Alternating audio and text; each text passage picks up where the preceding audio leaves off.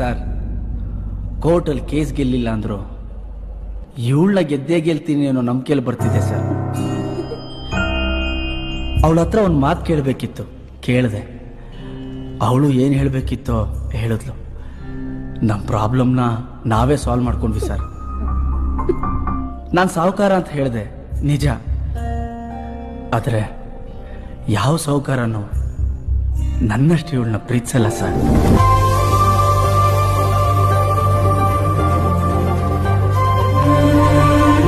ನೀನು ನನ್ನ ಜೊತೆ ಇದ್ರೆ ನಾನು ಸಂತೋಷವಾಗಿರ್ತೀನಿ ಅಂತ ಹೇಳಿದ್ಮೇಲೆ ಮದುವೆ ಆಗಿತ್ತು ಸರ್.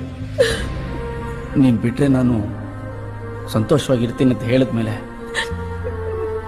ನಾನು ಯಾಕೆ ಸರ್ ಕೇಸ್ನ ಕಂಟಿನ್ಯೂ ಮಾಡಲಿ? ಸ್ವಾಭಿಮಾನ ಅನ್ನೋದು ಹುಡುಗಿರಿಗೆ ಮಾತ್ರ ಅಲ್ಲ ಸರ್, ಹುಡುಗರಿಗೂ ಇರುತ್ತೆ. ಡೈವರ್ಸ್ ಕೊಟ್ಬಿಡಿ ಸರ್.